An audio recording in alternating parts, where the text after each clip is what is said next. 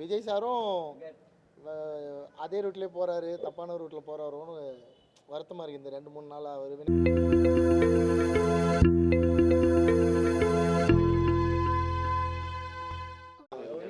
எங்களோட சக்திக்கு மீறி ஒரு படம் ட்ரை பண்ணுறோம். ஸோ ரொம்ப புதுசாக இருக்கும். இது இந்தியா ஃபுல்லாக பேசப்படக்கூடிய ஒரு படமாக இருக்கணும்னு நினச்சி ஒர்க் பண்ணிகிட்ருக்கோம். ஸோ மற்ற அப்டேட்ஸ் எல்லாமே உங்களுக்கு வந்து நவம்பரில் வர ஆரம்பிக்கும். இப்போ ஹீரோயின் பார்த்துட்ருக்கோம் படத்துக்கு. எல்லா ஒர்க்கும் முடிஞ்சு ஸ்கிரிப்ட் இருக்கலாம், லொக்கேஷனும் ஹீரோயினும் தேடிட்டுருக்கோம். எல்லாம் முடிஞ்சோடனே உங்களுக்கு அப்டேட் சொல்கிறேன். இன்னும் கொஞ்ச நாள் டைம் கொடுங்க, நல்ல அப்டேட் சொல்கிறேன். அந்த படத்தில் கிராஃப்ட் இருக்குமா? கிராஃப்டை பற்றி ஒரு ரிலேஷனர் பேசினாங்க. கிராஃப்ட் ஒழுங்காக பண்ணிட்டு இல்லை ஒரு சில இயக்குநர்கள் சொன்னாங்க. அந்த படத்தில் கிராஃப்டில் ஓகே இருக்குமா? தெரியலையே, அவர் நல்லா பண்ணியிருந்தாருன்னு அவரோட படம் ஓடி இருக்கணும்ல. கிராஃப்டை பற்றி பேசுகிறவங்க அவங்க படத்தை வந்து சக்ஸஸ் பண்ணிட்டு பேசட்டும். வேறு எதாவது கேள்வி கேளுங்க. இப்போ எல்லா இயக்குனருமே அவங்கவுங்க வாழ்க்கை வரலாறு ஷூட் பண்ணுறாங்க. உங்களுடைய வாழ்க்கை வரலாறு ஏதாவது ஷூட் பண்ணக்கூடிய வாய்ப்பு? நான் சென்னையில் பிறந்த வளர்ந்தேன் பிரதர். எனக்கு என்ன இருக்க போகுது? உங்களுக்கெல்லாம் இருக்க வரலாறு தான் எனக்கு இருக்க போகுது. நான் ராயபுரத்தில் பிறந்து வளர்ந்த ஒரு சாதாரண நார்மலான ஒரு லைஃப் தான் இது. என் லைஃப்பில் அப்படி ஸ்பெஷலான சம்பவங்கள் எதுவும் இல்லை. என் லைஃப்பை வந்து படமாக எடுக்கிற அளவுக்குலாம் ஒரு பெரிய கண்டென்ட்லாம் இல்லை. நார்மலாக உங்களை மாதிரி ஜாலியாக பிறந்து வளர்ந்த ஒரு சாதாரண மனுஷன் தான் நான். முன்னணி ஹீரோக்கள் கூட நீங்கள் மூவி பண்ணுறாங்களா? என்ன ஐடியா இருக்கா? இல்லை, இந்த ஒரு வருஷம் நான் கடந்து வந்தது காரணம் ஒரு ஹீரோ கூட கமிட் ஆகி ஒரு பெரிய நிறுவனத்துக்கு அட்வான்ஸ் வாங்கினது தான். அவங்க ஆரம்பிக்கிறதுல சில காலதாமதங்கள் ஆச்சு. அவங்களுக்கு நிறைய பிரச்சனைகள் அவங்க பண்ண படங்களில் இருந்ததால் இந்த ஒரு வருஷம் படம் பண்ண முடியாமல் வெயிட் பண்ணேன். ஸோ அவங்கக்கிட்ட சொல்லிவிட்டு நான் என் ஸ்டைலில் போயிட்டு ஒரு படம் பண்ணிட்டு வந்துடுறேன். பண்ண 3 படங்களுமே என்னோடய ப்ரொடக்ஷன் தான். திரௌபதி, ருத்ரதாண்டவம், பகாசுரன் 3மே. ஸோ நான் மறுபடியும் போயிட்டு என் ஸ்டைல்லே ஒரு படம் ப்ரொடியூஸ் பண்ணுறேன்னு சொல்லி இப்போ எனக்கு ஒரு ப்ரொடியூசர் ப்ரொடியூசர் ஜாயிண்ட் ஆகிருக்காரு. ஸோ நானும் அவரும் சேர்ந்து பண்ணுறது தான் அடுத்த படம். முடிச்சுட்டு என் ஸ்டைல் படம் தான் சார். என் ஸ்டைலில் இது வரைக்கும் என்ன படம் பார்த்தீங்களோ அதே மாதிரி ஒரு படம் தான். ஸோ இது முடிச்சுட்டு மறுபடியும் மறுபடியும் பெரிய ஹீரோ கூட ஒர்க் பண்ண ட்ரை பண்ணுவேன். அவர் யார், எந்த கம்பெனின்றதெல்லாம் அவங்களே அனௌன்ஸ் பண்ணுவாங்க. சினிமா நடிகைகளுக்கு பாதுகாப்பு இல்லை ஏமா கமிட்டி ஒரு அறிக்கை விட்டுருக்காங்க. ஆமாம் சார், அது உண்மைதான் சார். தமிழ் சினிமாலையுமே அந்த பிரச்சனை இருக்குது. யாரும் வெளிப்படையாக இங்கே பேச மாட்டாங்க. அதுக்கு காரணம் பாதிக்கப்பட்டவங்களும் அதில் சம்மந்தப்பட்டிருக்காங்க. அவங்களோட சம்மந்தத்தோடு தான் நிறைய தப்புகள் நடக்குது. நான் வந்து பெருசாக அந்த சினிமா மக்களோட இன்றைக்கி இண்டஸ்ட்ரியில் இருக்கவங்க கூட எனக்கு நட்பு இல்லை சார். ஸோ என்னோடய ஸ்டைல் ஆஃப் ஃபில்ம் மேக்கிங், என்னோடய ஸ்டைல் ஆஃப் மூவி மேக்கிங்கே வேறு. நான் ஒரு ஐலாண்ட் மாதிரி தனியாக ஒர்க் பண்ணிகிட்ருக்கேன். எனக்கு நான் செவி வழியாக கேட்ட செய்திகள் நிறைய வந்து என்னை மீட் பண்ணுற ஆர்டிஸ்ட் வந்து நிறைய புலம்பியிருக்காங்க, நிறைய பிரச்சனைகளை சொல்லியிருக்காங்க. அதெல்லாம் அவங்க தான் சொல்லணும், நான் சொல்லக்கூடாது, ஆதாரம் இல்லை. ஆனால் இங்கே அந்த பிரச்சனைகள் இருக்குது. பெண்களுக்கு நிறைய பிரச்சனைகள் இருக்குது, ஆண்களுக்குமே இங்கே சினிமாவில் நிறைய பிரச்சனைகள் இருக்குது. நிறைய எப்படி பெண்கள் வந்து பாலியல் ரீதியாக துன்புறுத்தப்படுறாங்களோ அது மாதிரி நிறைய ஆண்கள் வந்து பணம் கொடுத்து நடிக்க வைக்கிறேன்னு சொல்லி ஏமாற்றி நிறைய பேர் பொருளை இழந்திருக்காங்க, பணத்தை இழந்திருக்காங்க, வாழ்க்கை இழந்திருக்காங்க. ஸோ சினிமான்றது ஒரு மிகப்பெரிய மாய வலை தான். அதில் சிக்கி ஜெயித்தவங்களை விட தோற்றவங்களும் வாழ்க்கை இழந்தவங்களும் அதிகம். அது மலையாள இண்டஸ்ட்ரியுமே தமிழ் இண்டஸ்ட்ரியுமே நிறைய பிரச்சனைகள் இருக்குது தான் சார். உண்மை தான் இருக்கிறது, இல்லைன்னு சொல்கிறதெல்லாம் நம்பாதீங்க. முன்னணி நடிகரை பற்றி இதை பற்றி எதுவும் பேச மாட்டேங்கிறாங்க.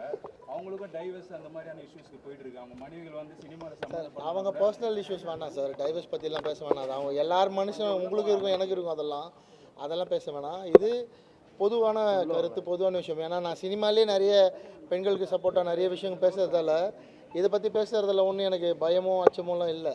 பட் நான் ஒரு சில விஷயங்கள் எனக்கு தெரிஞ்சதை சொன்னால் அதுக்கு ஆதாரம் இல்லை.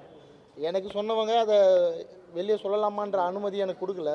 ஸோ பேச முடியாது. ஆனால் சினிமாவில் மலையாள இண்டஸ்ட்ரியில் இருக்க மாதிரியான பிரச்சனைகள் தமிழ் சினிமாவில் நிறைய உண்டு. கொஞ்சம்லாம் இல்லை, நிறைய பிரச்சனைகள் இருக்குது. ஒரு இயக்குனர் பொது மேடையில் பேசும்போது இந்த சென்னை எங்களுது அப்படின்னு சொல்லியிருந்தாரு. இந்த சென்னை அதுக்கு நான் ட்வீட் போட்டிருந்தேன் சார். சென்னை யாருது நீங்கள் தேடி போனீங்கன்னா சென்னை வந்து மீனவர்கள் மக்களுக்கானதாக தான் இருக்கும். ஏன்னா சென்னையை உருவாக்க கடலோரத்தில் இருக்க மீனவ மக்கள் பட்ட கஷ்டம் தான் மிகப்பெரிய கஷ்டம். சென்னையில் ஹார்பர் உருவாகலைன்னா சென்னை உருவாயிருக்காது. நான் ராயபுரத்தில் பிறந்ததுனால அது எனக்கு தெரியும். ஆனால் அவங்க சைட்லேருந்து யாரும் இன்னும் சினிமா துறையில் பெருசாக வளர்றதெல்லாம் அவங்க சைடில் குரல் கொடுக்க ஆள் இல்லை. சொல்லணும்னா அவங்க தான் அதை சொல்லணும், மற்ற யாரும் அதை சொல்ல முடியாது. சென்னை அனைவருக்குமானது தான். இப்போ கோட் படம் பார்த்தாச்சா? கோட் படம் பார்த்து ரிவ்யூவே கொடுத்தேனே. எனக்கு ரொம்ப பிடிச்சிருந்தது கோட் படம். வெங்கட் பிரபு சார் சூப்பராக பண்ணியிருந்தார். அதில் அந்த விஜய் சாரோட அந்த ஃபாதர் கேரக்டர், ரொம்ப மெச்சூர்டான கேரக்டர் வந்து ரொம்ப ரசிக்கும்படியாக இருந்தது. அது இன்னும் கொஞ்சம் நேரம் கூட அந்த கேரக்டர் எக்ஸ்டெண்ட் பண்ணியிருக்கலாம். அந்த டிஏஜிங் பண்ண கேரக்டரை விட எனக்கு அந்த விஜய் சாரோட ஃபாதர் கேரக்டர் ரொம்ப பிடிச்சிருந்தது. ரொம்ப நல்ல படம் கோட்டு. அந்த மங்காத்தா பேக்ரவுண்ட் மியூசிக் மூடு தியேட்டரே ஒரு மாதிரி ஆடுச்சு. நீங்க அதுதான் நான் கூட வெங்கட் பிரபு சார் கேள்வி கேட்டிருந்தேன் ட்விட்டரில். வெங்கட் பிரபு சார் இன்டர்வியூவில் சொல்லியிருந்தாரு, தலைனா அது சினிமாவில் அஜித் சார் தான், கிரிக்கெட்டில் தான் டோனி, தலைனா இந்திய சினிமா முழுக்கவே அஜித் சார் பேர் தான் அப்படின்னு சொல்லி ஓப்பனாக வெங்கட் பிரபு சார் சொன்னதோட அந்த சர்ச்சை முடிஞ்சிச்சு. அந்த நடிகை பேசினது அவங்களோட அறியாமை, அவ்வளோதான். அது விஜயகாந்த் சார் ஏஐல வந்திருந்தாரு, அது எப்படி இருக்குது? உங்களுக்கு யாருன்னா ஏஐல எடுத்துன்னு வரணும்னா நீங்க யாரை நினைப்பீங்க எடுத்துட்டு வரணும்? இல்லாத இப்போ இங்கே இல்லாத ஒரு நடிகர் மைக்கு கீழே இருக்குங்கடா. எனக்கு வந்து சொல்லுங்கள் விஜயகாந்த் சார் ஏஐயில் ஃபஸ்ட்டு அவரோட இன்ட்ரடக்ஷன் பார்க்குறப்ப பிடிக்கல சார். ஆனால் போக போக விஜய் சாரோட பாணியில் விஜயகாந்த் சாரோட ஃபேஸ் பார்க்குறப்ப புரிஞ்சிச்சு. அதுக்கப்புறம் நம்ம கொஞ்சம் டைம் எடுத்து பார்க்க தான் விஜயகாந்த் சாரோட ரொம்ப யங்கர் வெர்ஷனை காட்டியிருக்காங்க. இப்போ இந்த தலைமுறையில் இருக்க நிறைய பேர் விஜயகாந்த் சாரோட யங்கர் வெர்ஷன் தெரியாது. அதனால் முதல்ல நிறைய கிரிட்டிக் வந்தது. ஆனால் நீங்கள் படமாக ஒரு 2 நிமிஷம் 3 நிமிஷம் அந்த கேரக்டர் பார்க்குறப்ப உங்களுக்கு பிடிச்சிரும். எடுத்தோடனே ஃபஸ்ட்டு கிளான்ஸில் வந்து திருப்தியாக இல்லை சார். அந்த ஏஐ போக போக அந்த கேரக்டர் ரொம்ப நல்லா இருந்தது. விஜயகாந்த் சாருக்கு மிகப்பெரிய ஒரு ஹானராகவும் இருந்தது. எனக்கு அந்த மாதிரி ஒரு ஏஐ உருவாக்கணும் அப்படின்னா நான் சிவாஜி சாரை உருவாக்கணும்னு நினைக்கிறேன். சிவாஜி கணேசன் சாரை வந்து மொத்த சினிமாவுமே இப்போ மிஸ் பண்ணுது. அந்த மாதிரி ஒரு ஆக்டர் இல்லை. தேவர் மகன் மாதிரி ஒரு கேரக்டர் பண்ண இன்றைக்கி வந்து ஒரு நடிகர் இல்லை. இருக்காங்க, அவங்க வந்து கேட்குற சம்பளம்லாம் மலை மாதிரி இருக்குது, பெரிய சம்பளமாக இருக்குது. 1-2 ஆர்டிஸ்ட் தான் இருக்காங்க. இந்த டைமில் நான் சிவாஜி சாரை தான் மிஸ் பண்ணுறேன்.